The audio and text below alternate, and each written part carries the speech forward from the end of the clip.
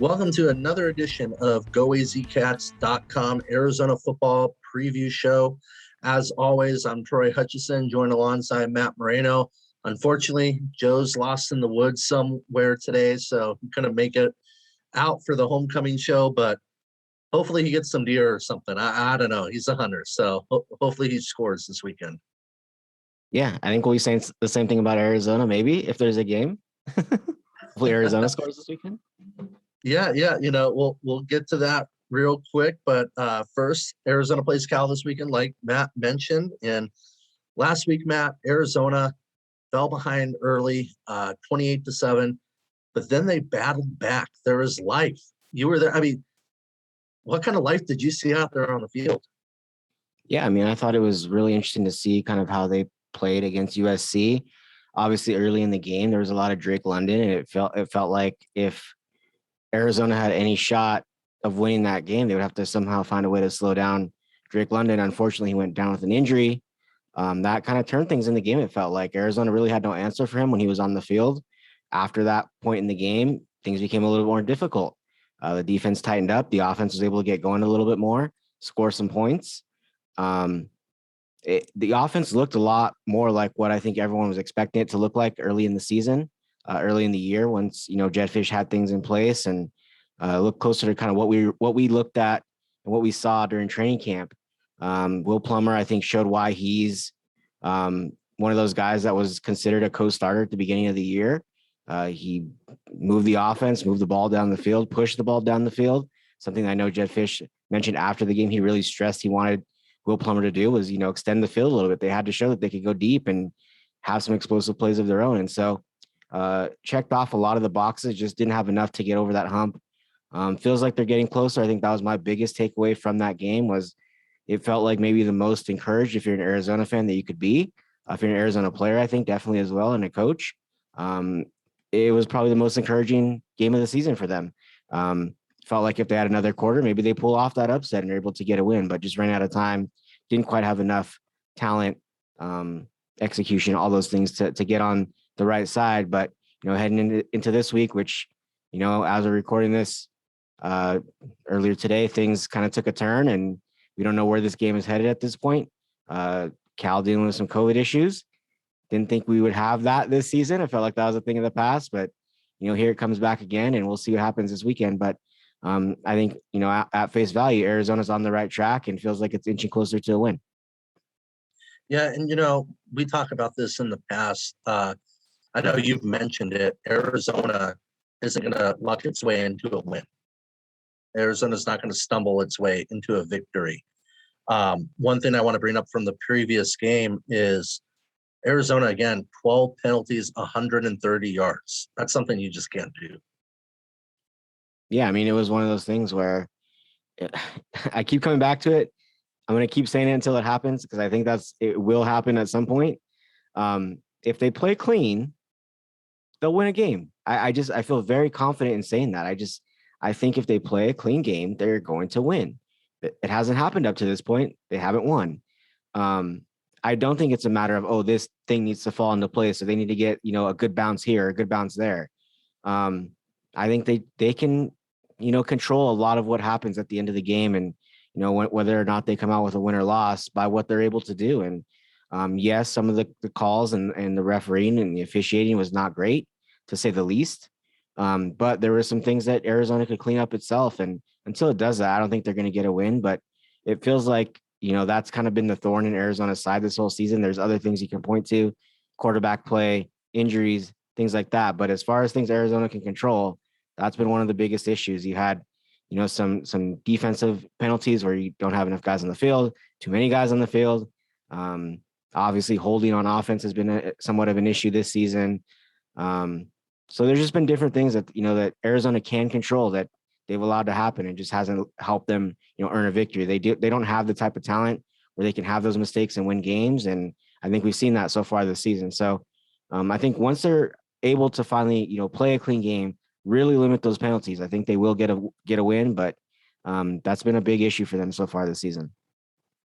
Yeah, I completely agree. I think Arizona is inching closer to playing 60 minutes of football. I think Jedfish mentioned this playing the full 60. They're at like that 40 range, at that 45 range. They haven't played a full 60, rather it be penalties, slow starts like against USC. They're almost there. They're not quite there, but they're inching their way to it. This week, like we mentioned before, Arizona's going to take on Cal. And, this is a series where it's been neck and neck. I think Cal's outscored Arizona in this series, but Arizona leads the series 18-14-2 with 2 ties. You don't usually see that. Last meeting came in 2018. Arizona got a 24-17 victory with Khalil Tate at quarterback. And a lot of weird stuff happens between these two teams. I mean, you think of all these games, that the Hail Mary, the double pass for Nick Foles. It's just one of those games. And now we're in a situation where the game might not even be played. It's just a weird game. If you believe in curses, Cal's fans believe there's some kind of curse going on here. They don't know what it is. They can't necessarily point to it, but they don't have a lot of success in Tucson. They don't have a lot of success in Arizona. I think their hope is that this is the year you're playing a team that hasn't won a game all season, and you can kind of, get right, finally break that streak. They haven't won here since 2004. They haven't beat Arizona since 2009. They don't play a whole lot. They tend to miss each other every few seasons or so. So there hasn't been a ton of meetings, over the last decade, but Arizona has always come out on top. Since 2009, as you mentioned, there's been some crazy finishes, some crazy games. There's been a lot of close games. When you look at the past history, there's been a lot of close games. So it hasn't been necessarily a lopsided series, but Arizona has come away with victories, quite a bit. And so just very interesting all the way around. There's not really anything you can necessarily point to. There's a reason why Arizona's had so much success against Cal over the years, but just one of those series. And now you're just hoping to get to a game. Last year's game between these two teams, Arizona was set to play Cal after it played Arizona State, decided, hey, we just lost 70-7. Don't have the guys. Let's just call this game off. And obviously at that point, it was kind of, COVID was still very, very rampant throughout the country. Just felt like the right decision.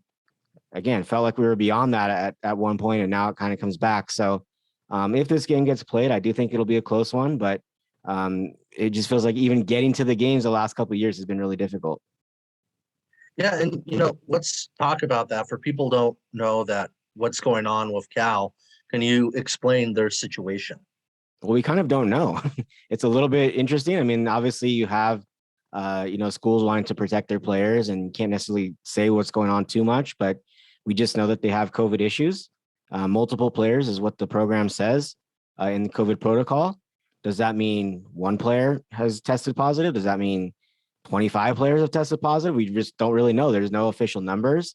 It sounds like it's pretty widespread in terms of the impact. Again, that doesn't mean that there's a ton of players with COVID. It just means that maybe there's been some contact within those, players, or maybe one person has it. We don't know. Not a lot of, clear information, not a lot coming out other than that Cal putting out a statement on Thursday that there is a COVID issue within their program. Multiple players are impacted, and that's it. We don't know, does that mean the game is called off? Does that mean the game is going to happen? At this point, again, at the time of this recording, it sounds like everyone's moving forward with the plan that the game is going to take place. But who knows what happens, before 12 p.m. on Saturday. So there's a lot going on. I think everyone's going to be paying attention to see if Cal gets on a plane and gets out to Tucson. But it doesn't sound great based on kind of everything that I've been hearing and other reports that have come out. It just doesn't sound great. And then you always have that topic of, hey, what if Cal can't play? What happens? Last year, those games are called no contest. You just didn't play the game, didn't count for a win or a loss. This year, that's changed because the vaccine is around. The expectation is that teams are going to be vaccinated. It's now on you to make sure that your team is vaccinated. Obviously, Jed Fish mentioned very early on that his team was 100% vaccinated. His whole entire program was fully vaccinated. Cal says it's 99% vaccinated. Maybe that 1% somehow it played into something else and caused this issue. But if this game isn't played and Cal is not able to play it, it's a forfeit. And Arizona now breaks its 20-game losing streak because of a forfeit, which would be really, really strange. Really interesting story. Not the way I think Jed Fish wants to get that first win at Arizona, but they might have no choice at this point if this is really a rampant situation for Cal. Yeah, and just how things have gone on in the football program over the last several years. Wouldn't it be almost fitting that it ends that way? I'm sure, like you said, Jedd Fisch doesn't want it to. He'd rather play the game. But you can't think of a weirder situation than this. Of course it's Arizona Cal where something like this happens. And it's like, of course, this is how Arizona breaks the streak without a win that it truly can say, they went out and deserved to get that win. It was kind of just handed to them. So I'm sure they'll take it.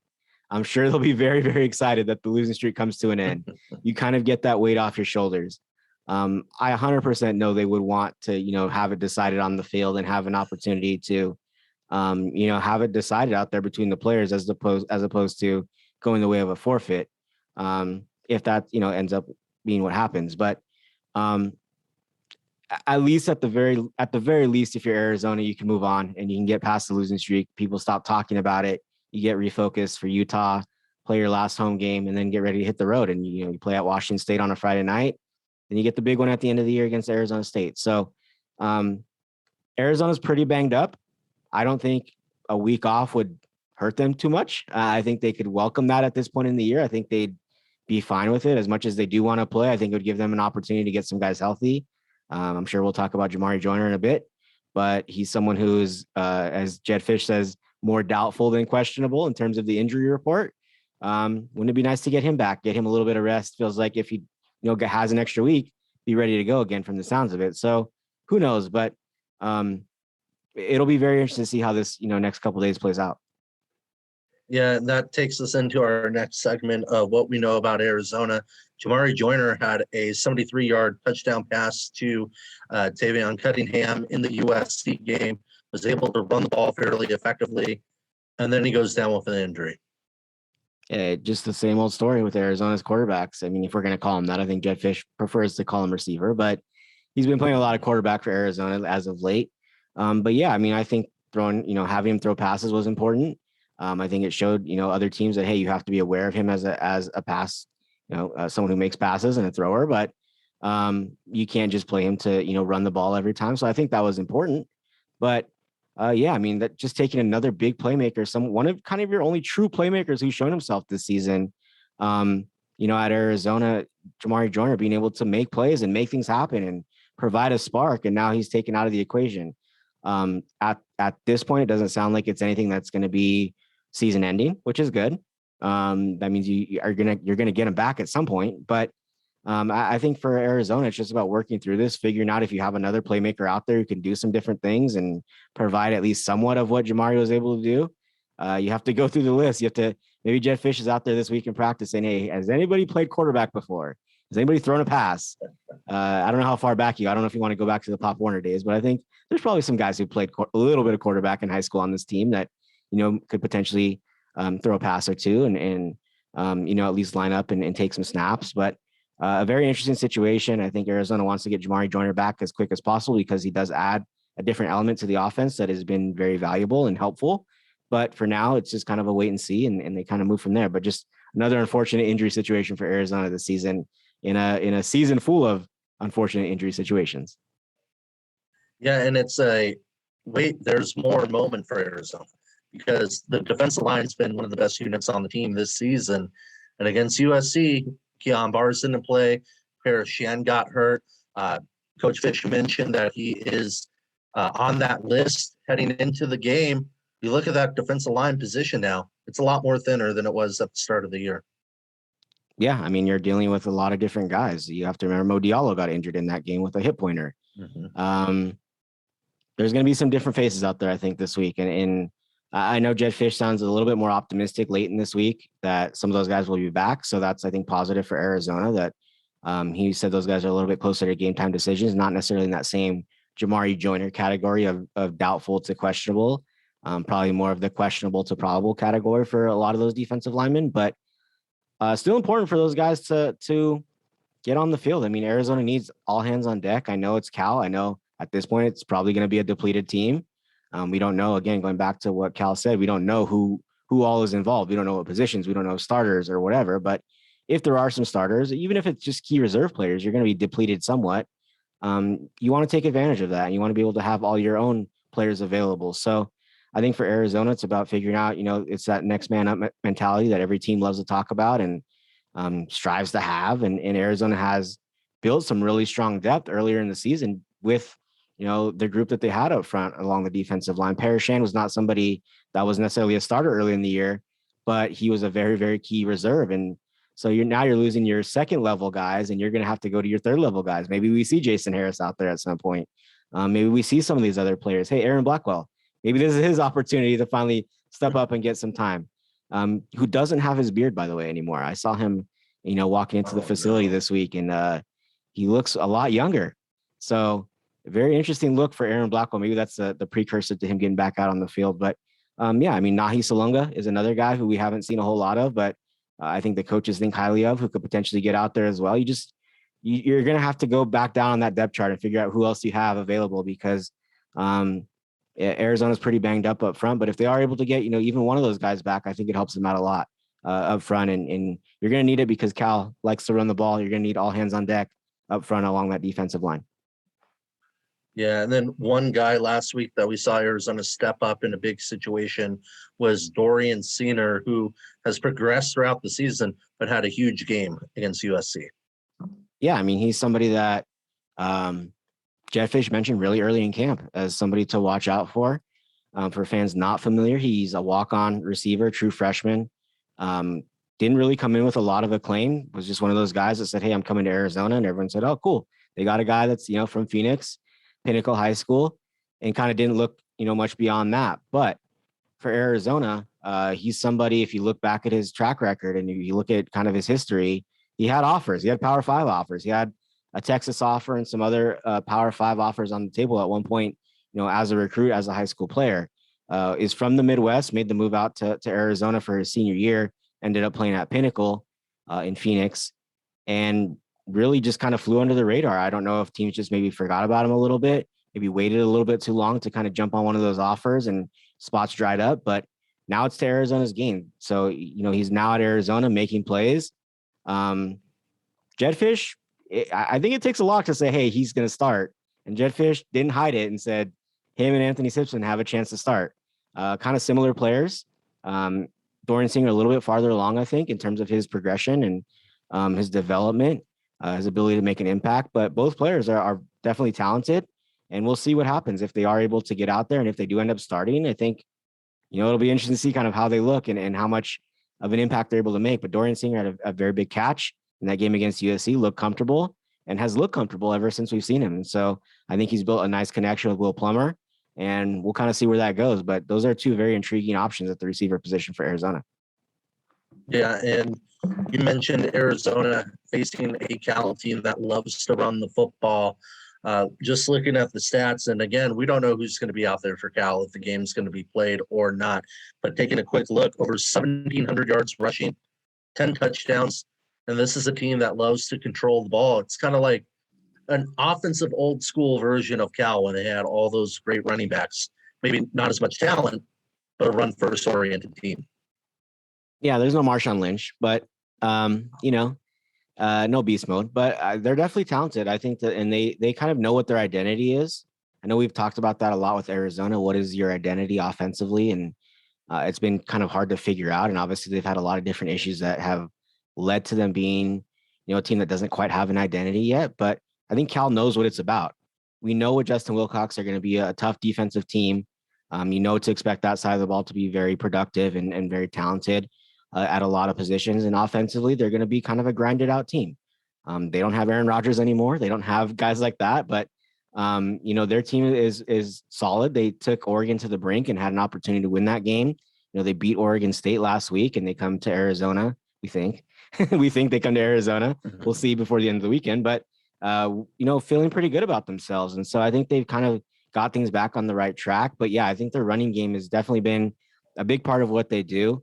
Arizona hasn't been necessarily amazing at stopping the run. Even if you look back at USC, Keontae Ingram, outside of Drake London, Keontae Ingram was really having his way with Arizona. Was really, able to get a big play every few plays. It felt like he was, breaking one away, and felt like he could have had a ton more yards than he actually ended up with, but still had a productive day. And so Arizona has to tighten some things up against that running game because Cal's going to want to use it.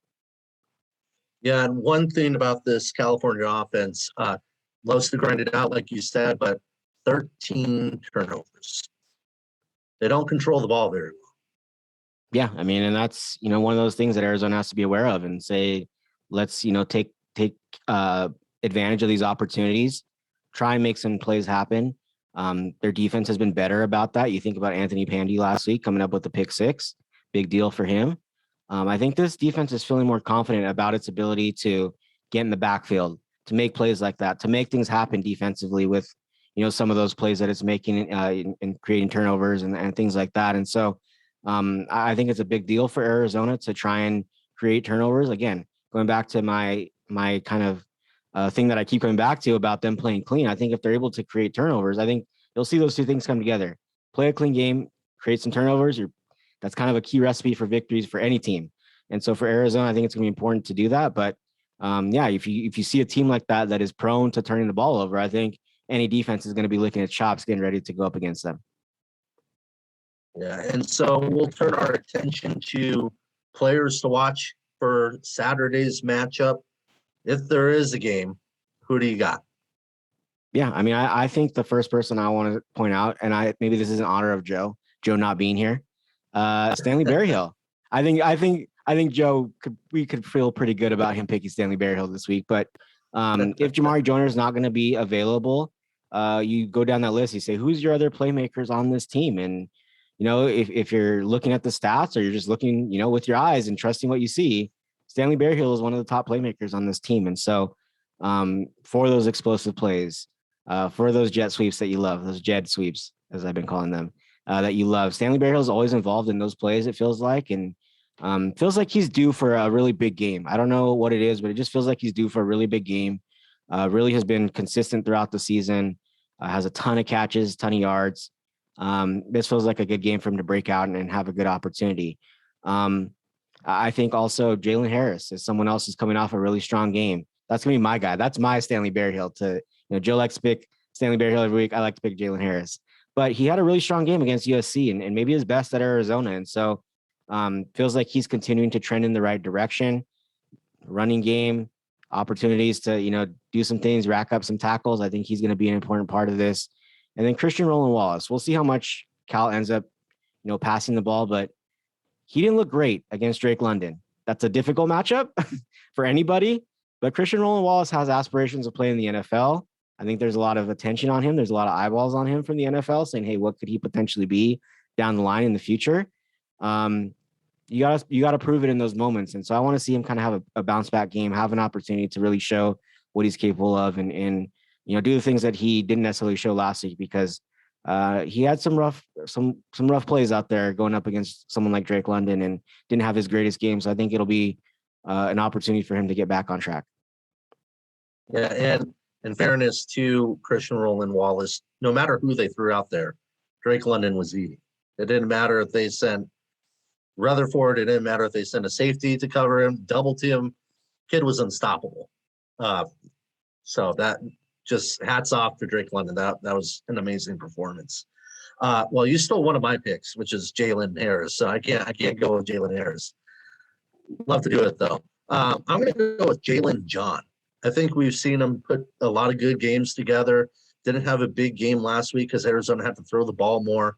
But I think this is going to be a battle of field position, a battle of clock management. And I think Jalen John's going to step up huge for Arizona. Defensively, I'm going to look at Jerry Roberts, who has been filling in at that Mike linebacker position. He's been progressing throughout his couple weeks starting there. I think he finally has his footing there, finally understands, what he needs to do out there instead of a reserve linebacker coming off the bench, being the guy out there. And then lastly, I'm going to go with Tavion Cunningham. Dude had an amazing game last week. If it wasn't for somebody ripping off his helmet, we're talking about 2 touchdowns over 150 yards on just 2 plays alone. Can he take that to another level and repeat the performance? That's what I'm looking to see. I think he's going to be able to do that. Those are my 3 picks this week. I like those. Those are all good picks. We'll see. And then the game won't be played, and Yeah, maybe we need to be less negative. Let's be more optimistic. The game's going to get played. It's gonna happen. It's gonna happen, and it's gonna happen. It's gonna be a good crowd. And just want to give a quick mention about Brooks Reed and Earl Mitchell being inducted into the Ring of Honor for Arizona. Two of Arizona's best defensive linemen in school history, guys that have been overlooked but really mean a lot to the program. Yeah, I mean, anytime you can get guys up there, I mean, it's always big. Those two names, I think ever since I've been covering the team for sure, but I think anybody who's kind of our age or in our age range kind of looks to those two guys is kind of a big part of, what they remember about Arizona football. And obviously had very successful careers after playing at Arizona. And it'll be a good weekend, I think, for them to kind of go up there, get their name with, other Arizona's other legends of the program. And, it's a good thing for everybody involved. Game just has to happen now. Yeah. And Earl Mitchell, one of a rare breed of fullback turned into defensive tackle that had a 37-yard touchdown against Oregon to win a game. There you go. Weird career. Hey, now you get in the Ring of Honor. That's how you do it. Contribute any way you can. Exactly. So keys to the game, in my opinion, Arizona's got to stop the run. And then on the offensive side of the ball, make it third and manageable. If you get in 3rd and 4, 3rd and 5, 3rd and 3 situations, I think that bodes well for Arizona's offense with the style that they move the ball. And then lastly, you got to play disciplined. I mean, we're talking over 10 penalties a game over the last 4 games, 81.5 penalties over that span in terms of yardage. You can't do that. You got to play a clean game. Yep, I agree. I think take care of the ball is going to be a good one. You know what Justin Wilcox is about. He's going to play defense. He's going to have those guys ready to go defensively. Take care of the ball. Don't, have those self-inflicted wounds, those ones that get you that Arizona have, really kind of been susceptible to all season long. That has hurt them. So take care of the ball. Don't have turnovers yourself. Create some turnovers on the defense. And then for me, for Will Plummer, don't be afraid to take some chances. I think for Arizona, last week, it felt like Jed Fish, and he mentioned it. Hey, stretch the field a little bit, be willing to throw the ball down the field and make some things happen. I know he said this week that he hasn't necessarily dialed up any plays or hasn't drawn up anything that specifically say, hey, you need to go down the field, Will Plummer, with the ball. But he's just continued to stress to him, you need to get the ball down the field, make some plays, extend the field. Then everything else will open up. I think if you're Arizona, you're at your best when Will Plummer is, willing to take some chances. Obviously, using his feet, I think, is a very valuable tool that came in handy last week against USC. But alongside that, just being able to, push the ball down the field, make some plays happen. We saw it led to success. In Arizona, even when Jamar Joyner was in there and, throwing long passes, it opens things up a little bit. And teams, I think, aren't expecting that from Arizona right now. You want to make them respect it a little bit more. And, I think that's going to be a key for Arizona. Get Will Plummer to push the ball down the field, take a few chances. Maybe it'll end up in an interception, on one occasion, but I think they've shown that good things will happen if they can get the ball down the field. So thank you for joining us for another edition of the GOAZCATS.com Arizona football preview show. Hopefully Joe will be out of the woods next week and we can get him back on the show. I'm sure he will. Maybe he'll have a trophy. Maybe he'll have an Elcat to show us. I don't know. We never know with Joe. I'm sure he'll pick Arizona. Maybe he'll learn something out there that, brings him back and he gets some great wisdom from the woods. But I appreciate everyone listening to us, myself and Troy.